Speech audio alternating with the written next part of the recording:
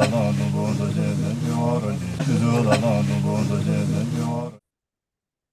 everybody. Alan Arnett here with another podcast on the blog on alanarnett.com.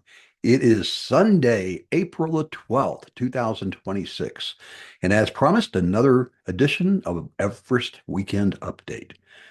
Well, I kind of got good news and bad news. The bad news is that no disasters, nobody's died, um, but nobody's summited. And the icefall doctors are having a really hard time getting through the icefall.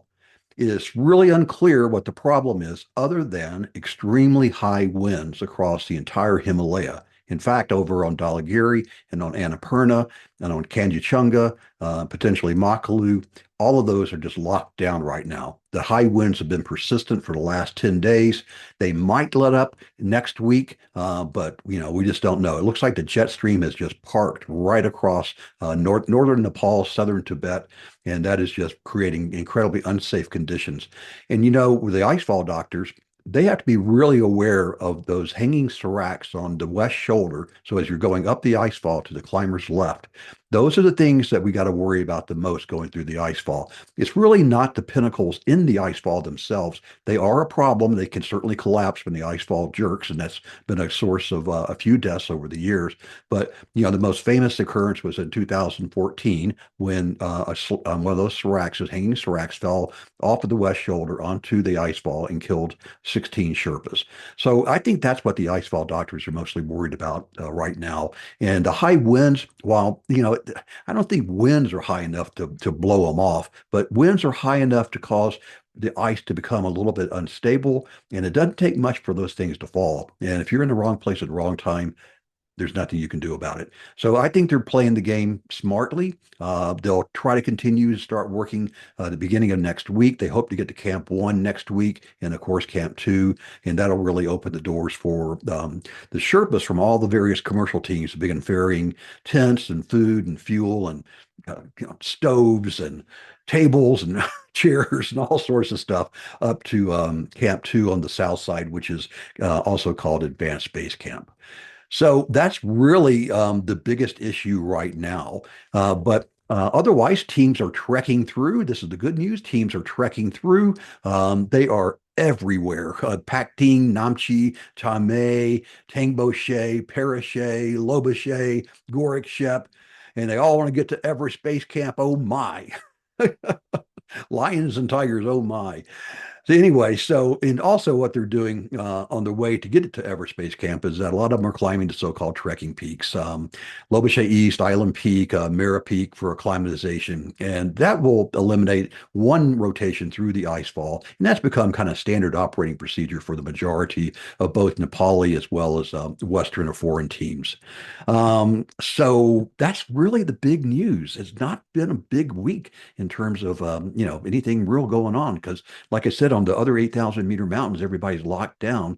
The rope fixers did get the ropes up to Ahmad Ablam summit, and there was an international team that immediately followed them up, and then they got to summit, but then the winds moved in again and locked everybody out of it. So this is going to be an interesting season. It's starting off pretty challenging, is probably a charitable way of saying it. I got a few other little tidbits I want to add, and then I want to talk a little bit more about this poisoning thing that's been still persistent in the newspapers or on the internet and the media. I know newspapers don't exist anymore. Anyway, one thing I want to talk about is that Kristen Harla, she made a great post on her Instagram account about the Panorama Lodge at Namche Bazaar, that they've installed a water filtration system that lets climbers and trekkers to refill their Nalgene's, their water bottles, directly with clean drinking water. What they're suggesting is that this alone will save 35,000 single-use plastic bottles. Let that sink in. by using this water filtration system, taking water, just natural water that exists in the region, and running it through a purification system, that it's going to save 35,000 single-use bottles. And that's the source of a lot of the trash that you see along the Khumbu Trail. And also it's very expensive the higher up you go for the water, the bottled water, because it has to be carried on the backs of porters or yaks. So this is a great breakthrough, I think. And it'd be nice to see every single lodge throughout the Khumbu install one of these water filtration systems. You still have to pay for the water. I don't know how much it is, but I suspect it's probably a couple of bucks. Maybe it gets to be 3 or 4 the higher you go. But it's a small price to pay to protect the environment. Hey, another thing I want to acknowledge is that Adventure Consultants, this is their 30th Everest expedition.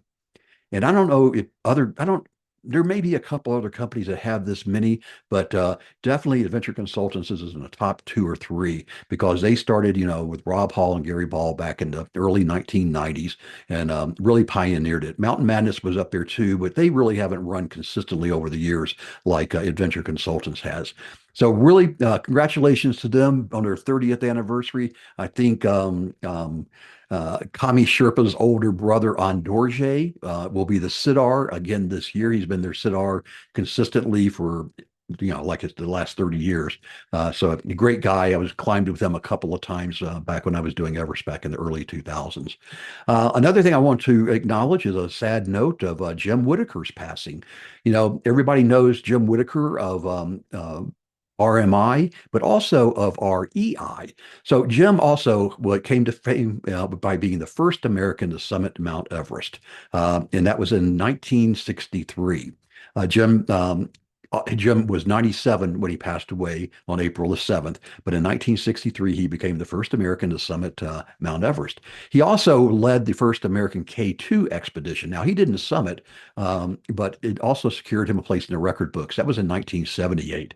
But Jim Whittaker, he summited Mount Rainier more than 100 times, and he started climbing it with his twin brother, Lou, at age 16 in 1945. So, these guys, Lou passed away in 2024 at the age of 95. So, 95 and 97, these gentlemen had wonderful lives and made a huge contribution to the climbing world.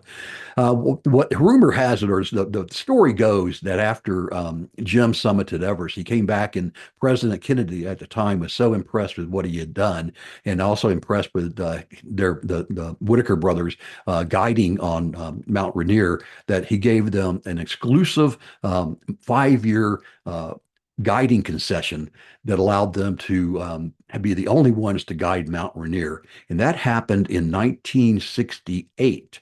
And it wasn't until 2006 that the National Park Service added a couple of more companies to guide on Mount Rainier, Alpine Ascents, AAI, and International Mountain Guides, IMG. So, I guess Jim really got rewarded by doing that climb of Mount Everest because he had the decades of having a concession that was a monopoly on Mount Rainier. But the other thing that Jim did, Jim actually did not stay with Rainier Mountaineering. Lou did, but Jim became the first employee of Recreational Equipment Inc., REI. And we all know REI is all over the United States, and that's where a lot of us buy our gear. And he was the co-op's president and CEO from 1971 to 1979, and he helped grow it into a national outdoor retail brand. So condolences to his family. They've lived a great long life. I actually got a chance to meet Jim when I climbed Mount Rainier one time. He was kind of wandering around their headquarters there, and big man, huge man. I don't know how tall he was, 6'6", 6'8", but I remember shaking his hand, and I felt like a little kid because his hand was so big. So let me hit one more thing before I talk about the poisoning. Ryan Mitchell and Justin Sackett. No real news on them. They're hanging around waiting for the ropes to get in. Meanwhile, they're acclimatizing, going up and down Pumori, taking hikes and down, probably back down to Gorik Shep and in other places, and just kind of biding their time. But so far, so good. Not hearing anything of concern about it. So they're still kind of on track, but also biding their time like everybody else is. This poisoning thing, I'm still seeing headlines in all sorts of media that has no business reporting on mountaineering because they continue to perpetuate this headline that says Everest guides are poisoning climbers. Okay, once again, full stop. Nobody is poisoning Everest climbers. And in fact, it's not climbers, it's trekkers who have been used for fraudulent helicopter flights and then committing fraud against the insurance companies or the evacuation companies. I went through this last week, but I want to do it again and then segue into another topic about Everest's bad reputation. Um, the many multiple outlets in Nepal have now put out statements that have said that this is totally untrue, and they are really concerned that this is going to hurt their tourism. To the fact that the general population thinks that you go to Nepal and you're going to get poisoned by your guide, and so they are putting out press release after press release. They're threatening to censor people who do this, normal stuff, but they are really concerned about the bad public relations. And frankly, that's a legitimate concern because it's not true. Nobody's poisoning anybody. As I looked into this more over the last week or so, that one case of one person perhaps being poisoned, quote unquote, with baking soda, I don't know if that's true or not.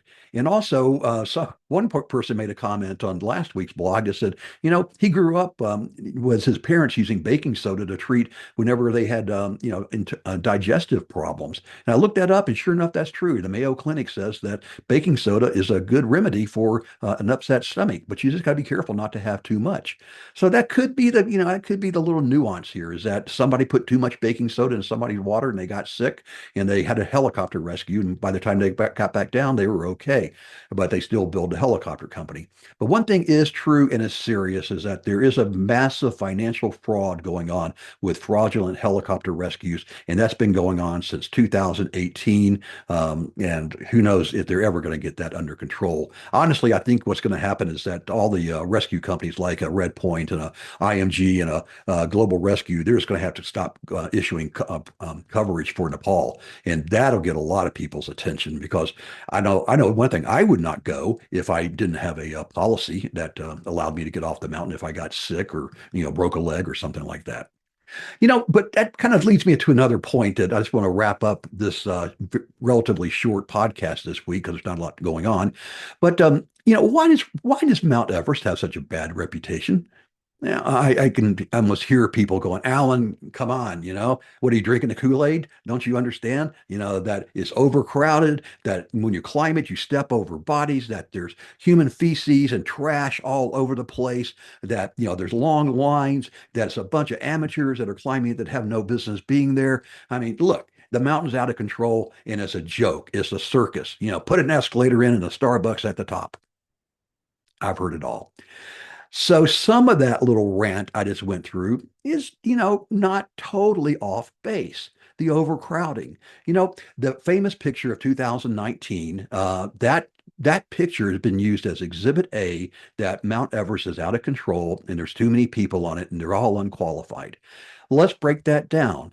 As you've heard me say this many times, that 2019 was a one-off. There were only 3 days when the winds were under 30 miles an hour on the summit to allow people to get to the top. 3 days. There were about 600 people that were trying to climb the mountain that year. So you had roughly, 400 or 500 people trying to cram in 3 days. And yes, that created this incredible line from the south summit to the summit. But it wasn't because the mountain was overcrowded. It was because the weather was bad that year. A few years later, the entire month of May was a great weather window. And you had winds that were low for the entire month, and you had zero or limited problems there with people lining up.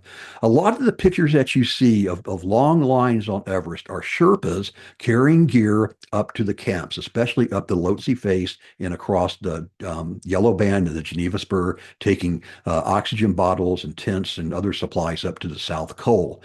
And the Sherpas do that on purpose because they are all in a group like a centipede climbing together and they support one another and they come back down together. That is business as usual. That is not a bunch of inexperienced foreigners climbing. Most of the time, those are Sherpas.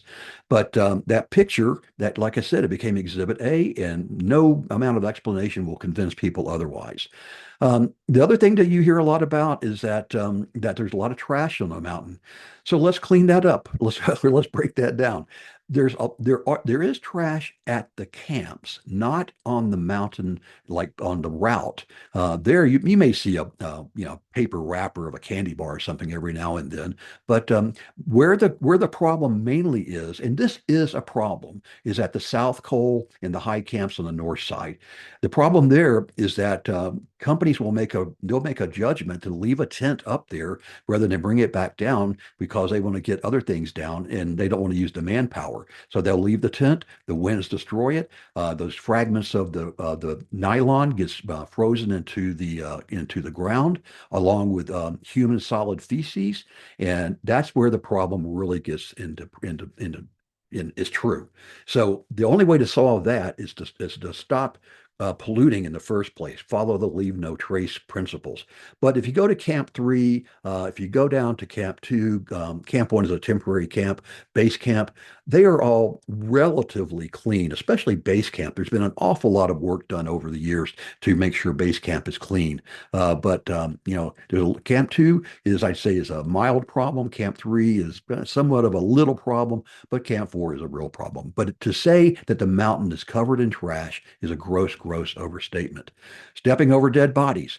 Yes, if you climbed after somebody died the day before, chances are that body is on the route. Most of the time, the Sherpas or teammates will move that body off the route, unclip it from the fixed rope, and hopefully move it out of sight. That does not always happen because a lot of times when a person dies, bad weather was involved, and it's just not practical to just stop the music and take care of this person that passed away. So it is possible, but it's not probable, and it's not happening all the time.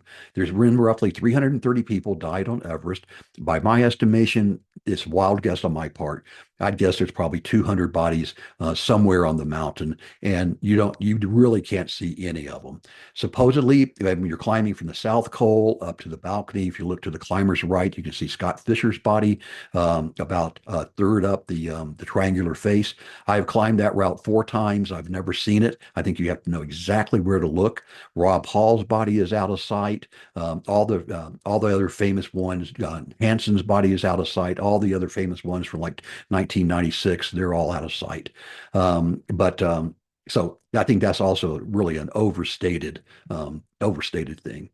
In terms of the death toll itself, if you look at the 14 8,000-meter mountains, the most dangerous ones with the highest death rates are Nanga Parbat, Annapurna, and K2. Everest is one of the lowest. It's got about a 1.2% death rate, where those other ones have 12, 15, 17% death rates.